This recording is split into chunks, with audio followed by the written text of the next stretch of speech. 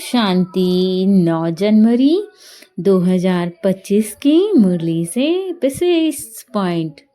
तो पहला पॉइंट है, मीठे बच्चे, तुम्हें विकर्मों की सजा से मुक्त होने का पुरुषार्थ करना है।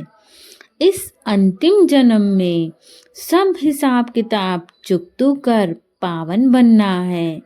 अर्थात बाबा हमें क्या सिखा रहे हैं?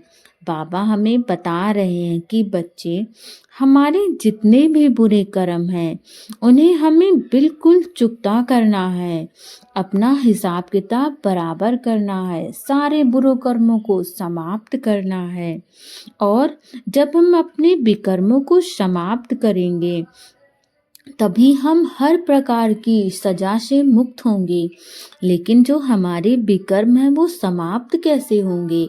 जब हम अच्छे कर्म करना शुरू कर देंगे, ऐसे पुरुषार्थ करना शुरू कर देंगे जिससे एक तो हमारा बुरा कर्म नया नहीं बनेगा और दूसरा कुछ अच्छे कर्म ऐसे जो आपके बुरे कर्मों को समाप्त करते जाएं। और तीसरा, यदि आपकी लाइफ में कोई भी सिचुएशन आ रही है तो आपके इन्हीं बुरे कर्मों को समाप्त करने के लिए आ रही है।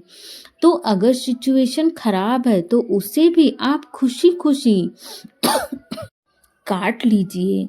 जितनी जल्दी आप इन कर्मों को खुशी खुशी काटेंगे उतनी जल्दी आपके जीवन से ये सभी विकर्म समाप्त होते जाएंगे और हमें इस अंतिम जन्म में अपना सब कुछ हिसाब किताब बराबर करना है। जब हम अपने सारे बुरे कर्मों को काट लेंगे तभी हम पावन आत्मा बनेंगे, पवित्र आत्मा बनेंगे। और जब हम पावन पवित्र बनेंगे तभी हम सतयुग में राजाई प्राप्त कर पाएंगे। तो आज से आप ये बात सीख लीजिए कि यदि आपके जीवन में कोई सिचुएशन आती है जो आपके अनुकूल नहीं है तो भी आप उसे खुशी खुशी एक्सेप्ट कर लीजिए, क्योंकि उसकी भी एक अच्छी बात है कि वो आपके जीवन से जो भी आपके बुरे कर्म है उन्हें समाप्त करने के लिए आई है। अब से घबराना नहीं है, क्योंकि बाबा हमारे साथ है और बाबा हमें इस मुश्किल घड़ी में भी एक अच्छा पॉइंट दे दिए बाबा कि हम उसे भी देख करके खुश हो जाएं। और ये सच बात है कि हमारे जो सिचुएशन हमारी लाइफ में आती है वो हमारे बुरे कर्मों को समाप्त करने के लिए आती है। अगला पॉइंट है, कर्मातीत बनने के लिए बाप को महीन बुद्धि से पहचान कर यथार्थ याद करना है। पढ़ाई के साथ साथ योग पर पूरा अटेंशन देना है। अर्थात यदि हम कर्मातीत अवस्था प्राप्त करना चाहते हैं तो हमें अपनी बुद्धि को बहुत क्लियर रखना पड़ेगा और हमें अपनी बुद्धि को बहुत शार्प रखना पड़ेगा कि ताकि हम बाबा की हर एक डायरेक्शन को बहुत इजीली पहचान पाए।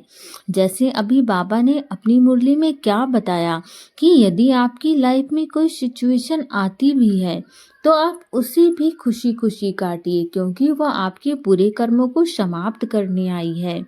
तो ये हमारे दिमाग में, हमारी बुद्धि में तभी धारण होगा जब हमारी बुद्धि क्लियर होगी। और हमारी बुद्धि क्लियर कब होगी?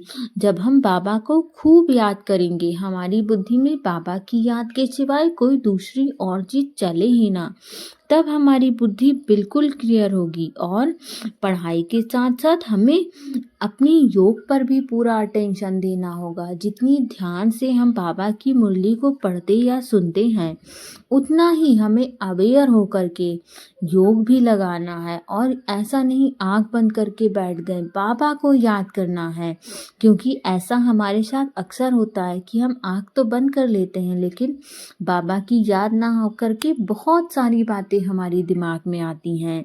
तो हमें उस पर भी अटेंशन रखना है कि हम किसकी याद में बैठे हैं, बाबा की याद में। हम इन व्यर्थ ख्यालों की याद में नहीं बैठे हैं। अगला पॉइंट है, स्वयं को माया के धोखे से बचाना है। कोई की भी देह में लगाव नहीं रहना है। सच्ची प्रीत एक बाप से रखनी है, देह अभिमान में नहीं आना है। अर्थात यदि हम अपने आप को माया के धोखे से बचाना चाहते हैं, क्योंकि माया अब जब हम ज्ञान में आगे बढ़ रहे हैं तो माया बहुत अलग अलग रूपों से हमारे पास आती है, हमें परेशान करने के लिए और हमें इस पवित्र रास्ते से नीचे उतारने के लिए। तो हमें स्वयं को माया के धोखे से बचाना है, हमें इस शरीर का लगाव नहीं रखना है। और हम माया के धोखे से बच कैसे सकते हैं? उसका सबसे सुंदर और आसान तरीका है बाबा की याद। हम जितना बाबा को याद करेंगे, बाबा की याद बहुत शक्तिशाली होती है। वो हमारे चारों तरफ एक अच्छा सुरक्षा कवच बनाती है, जिसे किसी भी प्रकार की माया भेद करके हमारे पास नहीं आ सकती है और हमें इस शरीर के देह भान से भी दूर रखती है। तो हमें इस देह की लगाव में नहीं आना है, हमें सच्ची प्रीत केवल एक बाबा से रखनी है, बाकी किसी आत्मा से नहीं। हमारा तो सबसे प्रिय बाबा है। हमारी दिन की शुरुआत भी बाबा के संग होती है और रात का समाप्ति भी बाबा के संग होता है। हमारे जीवन के हर कार्य में बाबा होता है। बाबा हमारे सारे कर्मों को सिद्ध करता है। हमारी हर एक सफलता का श्रेय बाबा को जाता है। हमें ऐसी प्रीत होनी चाहिए बाबा के साथ और देह अभिमान में नहीं आना है। स्वयं को भी आत्मा समझना है और इस संसार की प्रत्येक आत्मा को आत्मा समझना है। अगला पॉइंट है ब्रह्म मुहूर्त के समय वरदान लेने और दान देने वाले बाप समान वरदानी महादानी भव। अर्थात जब हम बाबा से कोई भी प्रकार की बात करना चाहते हैं, बाबा से एक सलाह लेना चाहते हैं, तो उसका सबसे सुंदर समय होता है ब्रह्म मुहूर्त। आप सब यकीन मानिए बहुत सुंदर आपको अनुभव होगी जब आप ब्रह्म मुहूर्त में उठेंगे और हम बाबा से उस समय बाबा दोनों बाहें खोल खोल के हमें खजाने देता है। तो हम उस समय बाबा से किसी भी प्रकार का वरदान ले सकते हैं और बाबा से वरदान लेकर के हम भी वरदानी और महादानी बन सकते हैं।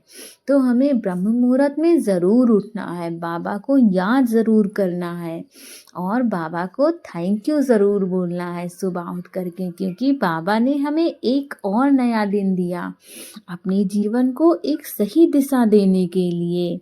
कल तक जो हुआ था उसको समाप्त कर बिंदी लगाना है और एक नई सुबह के साथ बाबा की याद के साथ दिन की शुरुआत फिर से करनी है। अगला पॉइंट है क्रोधी का काम है क्रोध करना और आपका काम है स्नेह देना। तो इस संसार में बहुत सारी आत्माएं हैं जिन्हें अभी बाबा का ज्ञान नहीं मिला या मिला भी तो उन्होंने सही ढंग से धारण नहीं किया। तो अभी भी उनके अंदर बहुत सारे विकर्म हैं और उसमें से एक है क्रोध का। तो उनका स्वभाव होता है छोटी छोटी बात पे क्रोध करना, लेकिन हम बाबा के बच्चे हैं, हमारा तो काम ही है सबको स्नेह देना। तो हम सब आत्माओं को स्नेह देंगे, प्रेम भाव रखेंगे। जैसे उनकी आदत है क्रोध करना, वैसे हमारी भी आदत है सबसे स्नेह करना। यदि वो अपनी आदत नहीं बदल सकते तो हम क्यों बदले? हमारी तो आदत इतनी अच्छी है कि संसार की कोई भी आत्मा बदल सकती है। तो हमें अपना स्नेह भाव जरूर रखना है हर आत्मा के साथ। ओम शांति।